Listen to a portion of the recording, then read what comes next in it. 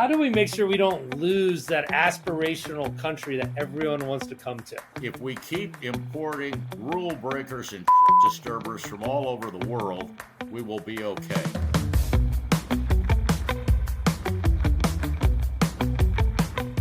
Thank you for coming on today. Great to have you on the show. Really excited to learn from you, to be honest with you. Well over 30 years of experience in all things commercial, residential, industrial. I want to learn from you today, if you don't mind. Well, I did my first real estate deal in 1964, so I've been at this since the earth cooled.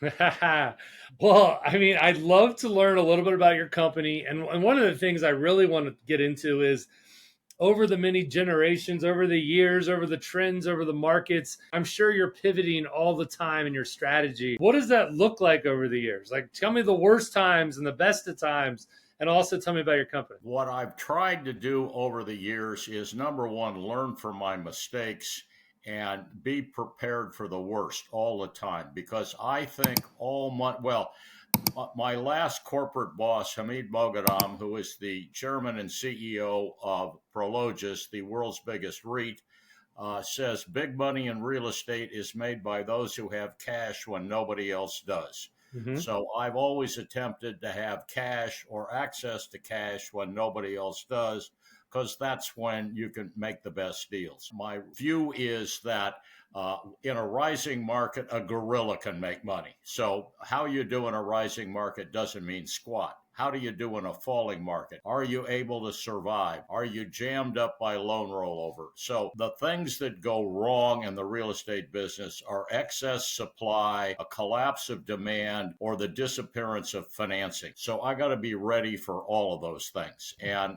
that means I can't have rollover risk in my loans. I got to keep my leverage under control. I got to have proper reserves for tough times. And I got to be prepared to act when times are bad and people are fleeing the market. I also have to have as many exits in every deal as possible. If I'm building a condo project, I got to be prepared to operate as apartments. If I'm building a big job, I got to subdivide it as best I can so I can sell off pieces to lower my debt if I need to. I'm trying for as many exits as possible in every situation. I'm trying never to borrow short and lend long. Everything I can do to say what happens if something goes wrong. I'm also trying to learn from my mistakes. Very early on, I tried to do a pretty deal. And as a result, we did too much work. We over remodeled. We caught a bad interest rate market. We got slaughtered. And so I decided, you fool, you're not in the taste business. Stay at the shallow end of the gene pool where you belong. And so I've always been attempted to be the low cost producer, do dingbat deals. My three specialties over the years have been middle and low income multifamily, industrial, and neighborhood dingbat retail in secondary locations. So that's where I belong. I ain't in the taste business. My wife has taste. I don't. I love it. Well, I mean, you talked about something, which is one of the issues that pops up as demand goes away. I mean, let's talk about this commercial market in terms of, the tenants that are, renting for office space. Is this, where are we going from here? And like, what are the solutions? How do these people pivot, have these massive office buildings that no one's renting out, or do they just default on the loan and it's all going to go to shit? Here's the huge change in our business and our culture. When I started in the business, defaulting or going to the bankruptcy court had huge moral stigma. And if you went down, nobody would do business with you afterwards. Your reputation would be screwed. Today, the biggest players in the business, the most creditworthy players in the business, are throwing keys on the table with great abandon, and they did so right in the beginning of the problem. No hesitation at all. Vornado, Blackstone, all of the big dogs in the world are just flinging keys on the table saying, no, we're not taking any more losses. So the write down in office buildings is almost instant. And so that's what's going on. We're going to go through a complete readjustment. I was recently offered a deal to participate in the purchase of a Class A high-rise building in San Francisco, a replacement cost somewhere between $800 and $1,000 per square foot, 20% occupied by a creditworthy tenant on a long lease whose rent covers everything, price $150 a foot. $150 a foot. Now, and I said to the guys, I looked at the building for them, and I looked at the improvements, I looked at the state of the common areas, the elevators. I said, this is a great building in an A- location with a great future, But I'm 83 years old. I don't even buy green bananas. This sucker's going to take 7 years for a full turnaround, and you guys are going to make a fat lick, but it doesn't meet my life expectancy, so I'm not going to participate. But I surely wish you well, because this is one of the grandest investments I've ever seen. The office market will recover eventually, but in round numbers, we started this thing in 2019 with a small oversupply of office space, Yeah. especially CBD office space. And the reason we have that is that in major coastal cities in the United States, the gestation period for an office building is at least 10 years from conception to lease up, maybe longer. So when demand started to fade, the pipeline kept dumping out buildings at the end. Once you get that deep in the swamp, you got to keep going. If the steel's in the air, it's pretty hard to stop building and walk away from your construction loan. So the buildings got completed and the demand wasn't there. So there's 100 million feet of vacant space in Manhattan. 40% of San Francisco office space is vacant. It's probably higher if you count all the shadow space. And we've now got this thing, and a certain amount of remote work is going on. And you look at what we're doing now, it isn't that the video conferencing technology has changed, but habits are changed. Even old farts like me can do Zoom. So that means demand has shrunk, and I think shrunk permanently. So the growth of the economy will eventually fill this space up, but it ain't going to happen overnight. And in the interim, we're repricing space almost instantly. And the stupid politicians think we're going to convert some of this stuff to retail. And I guarantee you, no office building built after 1950 will convert to residential or retail or anything else. It just won't happen. You'd have to cut out the center third of the buildings and big floor plate office buildings, which modern office buildings are. None of it works. So some of them are going to get torn down, and some of them are going to rent at really reduced prices. And the highest quality buildings will lease at 60 or 70 cents on the dollar, and values will come down, and tax assessments will come down, and the whole market will readjust. And that's where we're going. So, I mean, I like how you said there. You said, demand is permanently gone, right? And so, some cities, with increased population, I guess you'll still continue to get more and more people there. You'll grow into it. So basically, you've got some people that got into a situation that could have never really expected, and they're going to lose money on it. But hopefully, you have other situations that make up for it. And the big players are throwing their keys on the table, and the lenders are going to take a haircut, and the vultures are going to come in, and those with patience are going to make out like a bandit. And that's what capitalism is all about. Let me ask you this. You've got Class A buildings, some of this stuff is happening in. Like, what do you think? Like, what happens to like Class B, Class C? They get torn down? Class C gets torn down or converted to some other use. So the same thing happened in, say, the regional mall business. Before it's over, we go from 3,200 regional malls nationwide to 800. So, what happens to the rest of them? Some of them have been scraped. Some of them have been turned into government offices. A friend of mine built one in Honolulu that's now a college campus. So stuff's going to happen to all the regional malls that died. And some of them have just been scraped. uses will change in one fashion or another, and either will involve a big modification of the space in some fashion or complete demolition. Because of the gestation period, who's going to permit and finance a high-rise office building in a CBD starting today? The answer is nobody. And in the permit cycle of San Francisco, which is all the buildings that are permitted are now in hearings to change uses, and nothing gets built. The B buildings will lease at very reduced rates. The A buildings will lease at 60, 70 cents of their projected rates, meaning that nothing new will pencil, and the people that own A buildings will survive, plug along, and the people that own B buildings, there's probably going to be a new owner there. Yeah. I mean, look, I've been asking people this question for the last couple of years. So this is the best answers I've gotten. I mean, I had to come the expert finally, but this makes a lot of sense. No one ever wanted to give a straight answer one way or the other, but you've kind of got this thing figured out. Well, I'm not trying to finance anything, and I don't have a boss, so I don't give a rat's ass. So. Do you think right now is a good time to be in the commercial business overall? Yes or no? Sure. I mean, there's going to be bargains out there. There's going to be loan to own. There's going to be distressed sales. Absolutely. This is when the proverbial sheep gets separated from the proverbial goats. This is the time to make some big money. So there are people out buying distressed loans right now. In the big leagues, there are, giant hedge fund, grave dancer, Sam Zell types out buying loans right now.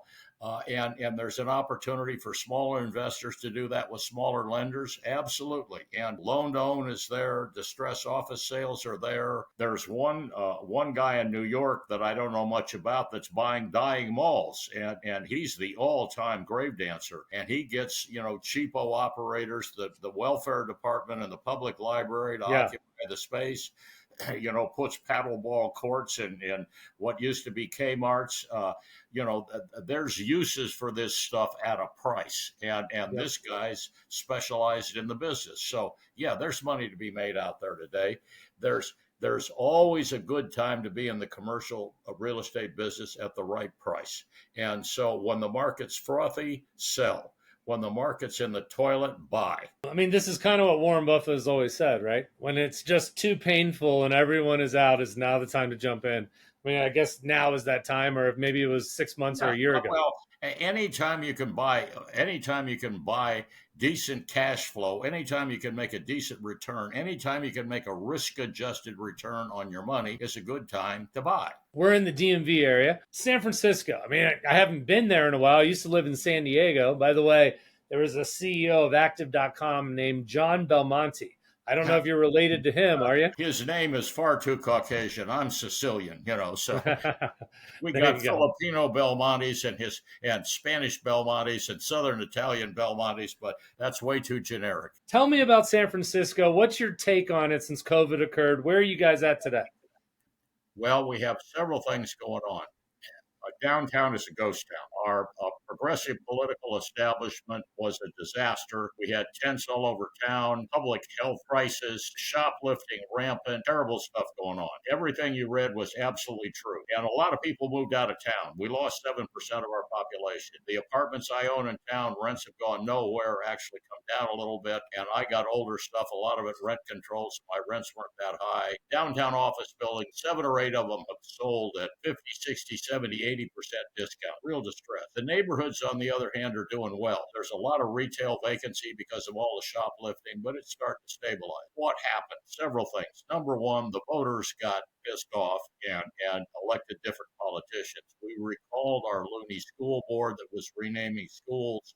We recalled our district attorney. We've just elected 6 moderates, maybe 7 to the board of supervisors. We threw the mayor out. The most progressive guy in town, the supervisor who was basically running the city, came in 3rd in the mayoral election despite having plenty of money. The retail vacancy is starting to fill up, and the office buildings, the sublet space is starting to fill up with AI startups. The thing about technology hubs is they require collaboration. Those people come to the office because if you're on the cutting edge of a technology, you need to bounce ideas off other people. And throughout all of it, one of our core businesses has survived, plugged along, and is starting to really prosper again, and that's biotechnology. Our core economics are still okay. Our neighborhoods are thriving. The population decline has stopped and started to turn around the other way. There's a few buds of spring in the downtown office market, and biotech continues to plug along. We'll be okay. It's going to take a few years. Yep. Yeah. I mean, I think we had a similar issues here in DC on the crime side of things where, people weren't getting prosecuted for under a certain amount of dollars. And we were seeing constant crime like that. I have friends that own restaurants and coffee places, and it's a tough situation. I see us heading in a better direction despite the ruminations of our governor. I think things are improving. The streets are much cleaner. Robbery rate is down. We're moving in the right direction. One thing I always used to think about, because I was in San Diego, 13.3% state tax rate. And I'm in Virginia now, it's called 7%. You got places like Nevada and Texas and Florida's 0% state. Do you think people will end up paying those rates to be in the hub of innovation, San Francisco or New York eventually? We want to get back to that, high energy cities, you think? Well, when I first started in the business, New York City was in the crapper. But in a startup operation, especially in the very high tax rate era where we were syndicating deals with people avoiding 50% marginal tax rates, you went to New York because that's where the money is. You still go to New York where that's where the money is. Yep. With the high taxes, with the congestion, with the impossible commutes, with the assaults. When my wife lived in New York, things were really bad, but it continued to be the money capital of the world because the grapevine in New York finance and New York real estate is so instant. I once worked an assignment where I was doing a big sublet assignment after a merger, and I was trying to sublet office space. So I'm out passing out listings. The word was getting 3 brokerage shops ahead of me as I'm going down the street. The grapevine in that business is just incredible. People are so tight together. If you look over the years, Silicon Valley writ large, including San Francisco and Marin County, has always prospered because of the synergy. If you're outside the what's going on, eventually it doesn't work. People are going to continue to cluster in the innovation centers because that's where the action is. No, it makes sense. And, look, it always gets to points where like that place will never recover. It's too hard. It's too long. I mean, you've seen more experiences than most I know. As you said, you won't even be around for a deal that's 10 years old, which I have a feeling you're going to beat those odds. But what have you seen over the years? Like examples, obviously I have COVID to talk to. Give us other examples that occurred, whether it was 20 years or 40 years ago, where it seemed like it was all over and then it came back. Well, one of the core tenets of investment that kind of came home to me when I worked for the predecessor of Prologis, I'm doing business all over the country. And basically, I developed a bifurcated look at the marketplace. That was places that had geographical constraints versus flat spots. So I'm out buying and building buildings next to airports for air freight users.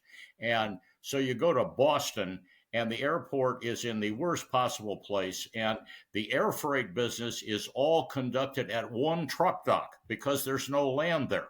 So, you're doing buildings that are somewhere close to that truck dock and doing really crazy deals on really cramped locations because there's nothing at all.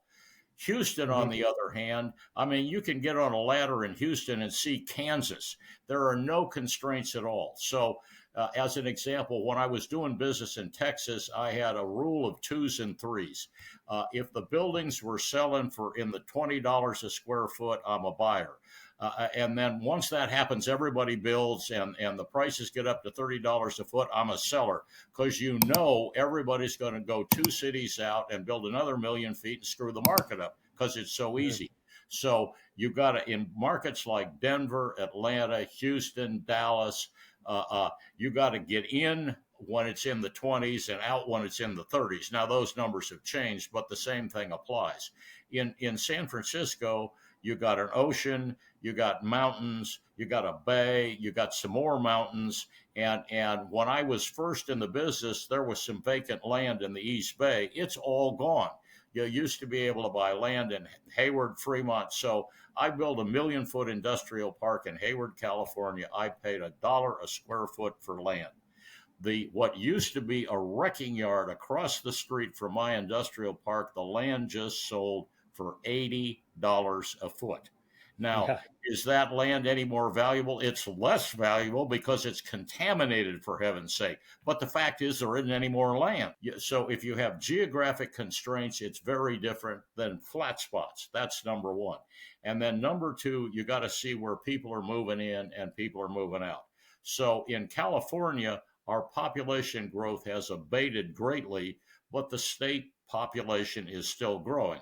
Now, we're exporting high income taxpayers and importing people from Central America, but we still have more people coming in and we're still importing capital. So if you're importing capital and you're importing people, then and you have a stable financial system where money is not afraid to come, then you will continue to have growth. So if you're Detroit, on the other hand, and your industry is dying and you're exporting people, then the only way you buy property in Detroit is pure cash flow because you ain't going to get any appreciation. So you're looking where money and people are going and where money and people are going away, and how hard is it to replicate the product? What's the replacement cost? Because ultimately, replacement cost is the determination of whether my space is going to have any value.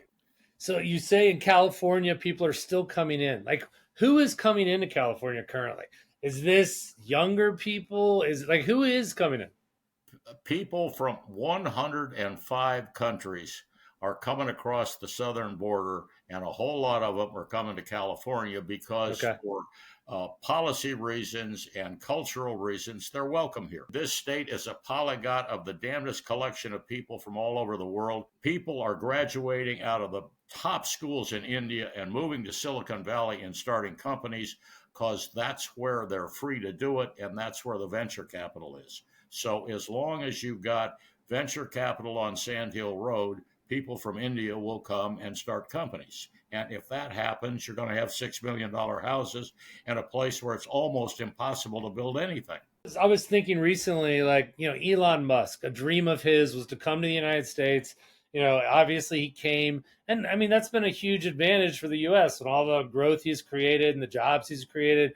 And, the question is, how do we make sure we don't lose that aspirational country that everyone wants to come to? What is it that people eventually are like, I don't want to go there anymore? If we keep importing rule breakers and shit disturbers from all over the world, we will be okay. I mean, it's immigration that's saving us. My ancestors came to the United States dirt poor and scratched around to make a living. And that's the kind of people we import. We got a whole country full of people like that. There's a whole lot of us who spend our life finessing regulations and finding ways around them and finding ways to exploit them. And when people complain to me about the regulatory state, I say it's just a grand opportunity.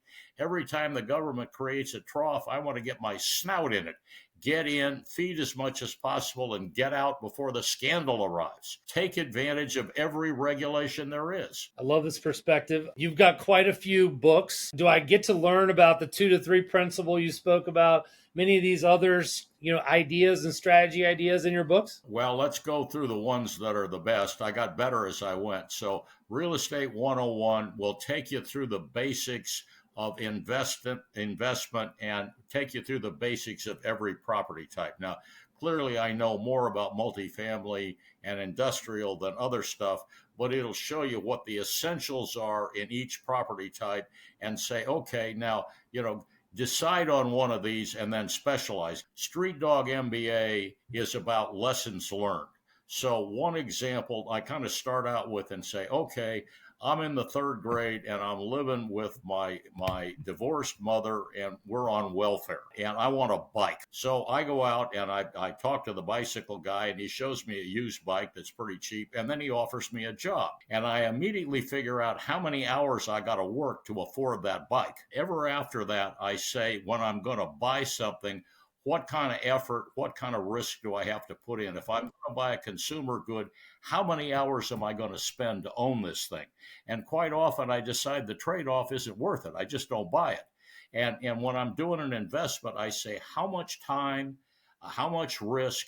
So what rate of return do I need on this investment to justify the effort that's going into buying it? That allows me to properly price things and stay out of frothy markets. And the message of the book is just get what you need and don't worry about the rest. And always tell the other team they won. I love it. Are you going to be writing any more books? Do we have any more coming up in the future? I have just finished up a book called A Street Dog Investor about the basics of starting to save money and starting to invest, how to start saving, how to judge investments, that kind of thing. That's coming up. We've got 3 books out there that I think will teach people the basics of how to get in business and get a little ahead. When you talked about just kind of not giving a whatever happens, happens. At the end of the day, you can't control it. So shouldn't you just really not give a I used to do training for real estate brokers, commercial real estate brokers. And I said, look, guys, and there was all guys in those days, every time you make a commission, take 15 cents on the dollar and put it in a dingbat investment. And remember, you guys are peddlers. You're way too damn optimistic. The sales mindset is essentially optimistic. In order to be a successful investor, you got to be a cynic and a pessimist and look for the downside. That's not your thing. So just put the money in munis. And when you have enough income coming in from your investments, then you can sell without fear. And if you can sell without fear, you can choose the customers you want to do business with, and you can tell them the truth. And I guarantee you, I can spot a broker with fear in his eyes at 50 feet. And when that broker gets close to me and opens his mouth, I assume he's lying because he's desperate to make his house payment. And I believe absolutely nothing coming out of the mouth of someone who's desperate to make a house payment or make the tuition payment or put food on the table. So get yourself a stake and then pick and choose your customers and tell them the truth and build credibility, because that's what you have for sale. And I get nervous if you're going against someone that has absolutely nothing to lose. It's dangerous, can also be good in business. If the answer is what's the worst thing that can happen, hell, I can survive that. I walk into the negotiation and the worst thing that can happen is you don't want to do the deal. Okay, fine by me. Tell me about with your business today. What does the day-to-day look like for you? Are you going in the office, from time to time consistently, or? I go in regularly, but not all that often. I communicate like this occasionally. I talk to my partner every day. His daughter has just gone off to college, so he's doing a lot of traveling. We have a fine staff, does a good job. I pay attention to the numbers. I go look at the properties periodically. But basically the thing's on a glide path. We've got low leverage. We got no rollover risk. I'm a jihadist on occupancy. I bang on every vacancy as hard as I can, but we've got 507 units of low income housing. We got 245 in San Jose. We got 1 vacancy. In San Francisco and 257, we've got 4 vacancies, and I'm pissy about it. 100% occupied is the way I want it because our rents are controlled. It isn't, like we got all that much price competition. Full, got to get it full. So, I'm on top of the business, but and at this point, we've done 1 deal recently, and we did it all cash because the interest rates are so high.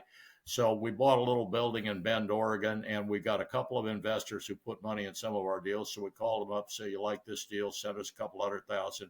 We'll buy this building, and we got no carry on it, and we'll just wait till we get a good tenant or a good buyer. And right now we got an offer to sell it for 2.2x, almost 3x what we paid for it.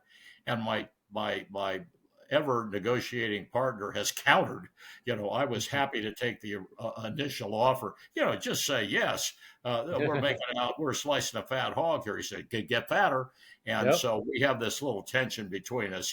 He continues to negotiate when I'm ready to take the deal. But my nickname when I was leasing a lot of space was Lowball Louie. So you can tell where I am, quick and dirty. And his ideas leave no meat on the bone. So, but we meet in the middle. Anyway, So, but we're not actively out there right now Yeah. because, my partner is 60 some years old and his daughter's in college, and, he wants to kick back a little bit. And that was the whole point of building the company. I get it, man. I get it. A lot of your business, from what I researched, California and Oregon, or if not most of it at Yeah. this point, right? All of it? Yeah. All of Well, it? if it's more than a 90-minute plane ride, I don't want to own it anymore. I was an international road warrior. I mean, I retired from corporate life because we were doing deals in Hong Kong and Singapore, Paris. My age, the jet lag was just killing me. So I said, okay, when they said it's time for you to retire, I said, I was hoping to hang around and invest in the rest of the stock. They said, we're going to invest in all of it. And my response was, would you like me to clean out my desk this afternoon or tomorrow morning? I've had enough airline terminal. Is there a plan for someone to take over it eventually, or? We have a staff that can run it. My son is works for us part time and runs my apartment buildings, and so and he thinks all developers are nuts, but he's a very capable property manager. So, and he's a partner in our deals, so he'll be prepared to take my share. I don't know what my partner's daughter wants to do. She's Yeah. taken business at NYU, whether she wants to enter the business or not. And our staff can run the company, with our backs turned at this point. I mean, you talk about DEI. One of my key employees is a gypsy. That isn't even on the DEI list, much less, race, color, creed, and home of national origin. We got the United Nations. People are happy to work for us, and they're doing a great job. And so we're just coasting at this point and happy about it. Congratulations on your career. What's the most important thing you learned? Your whole career, a young guy like me, I'm thinking of getting into your space. What do I need to take in consideration? The first thing you need to do is make a ruthless assessment of your own personality. Find out what you're good at and what you're not good at so that you know when to trust your instincts and when to ask for help, and then model your career around your wheelhouse. If you're an analytical type, be an investor. If you're a loose cannon, conflict embracing, then you can be a developer. If you have sales skills, if you're able to make emotional connection with people, sell. Don't pretend to be an investor. Don't pretend to be a developer. Just sell, and then find the best developer or the best investor you can and invest with them. As somebody said, Michael Jordan could probably mow lawns better than his gardener, but he was better off spending his time practicing his jump shot. So figure out what you're good at, and then find something to do, the accomplishment of which gives you a sense of satisfaction. I joined YPO, Young Presidents Organization. I don't know if you were a part of a variety of different networking groups that were good for you. The YPO did not want me because I said things that were a little out of line. I got kicked out of the Cub Scouts too. So, but a lot of my friends are in YPO, and some of them are big dogs in YPO. I know it well. And what that allows you to do is to learn from other people's experience. You can learn from their mistakes instead of having to make them yourself. I mean, that's why I wrote Street Dog MBA. A Street Dog MBA is basically a story about all the mistakes I made. Yeah. In fact, we actually started a national commercial title company of all YPOers. So we actually brought YPOers together. We figured out the equity that was fair. And, it's about 3 months in right now. So it's going really well. Louis, look, do you ever make it to the DMV area? Every now and again. Okay. Well, I mean, I'd like to sit down for a beer for you next time you come here, or next time I make it to San Francisco. Well, it's got to be an NA beer in my case. Otherwise, the police will be called. But I would be happy to share a beer with you and shoot the breeze if you're in the Bay Area. You're more liable to get here than I am to get there. Hey, I really enjoyed the time today. Thanks so much for the knowledge. I feel like we got to cover a lot of different things. I know you're a busy guy. I don't want to take up too much of your time, but really enjoyed it. Well, I enjoyed talking to you. I hope some take-home value for your listeners.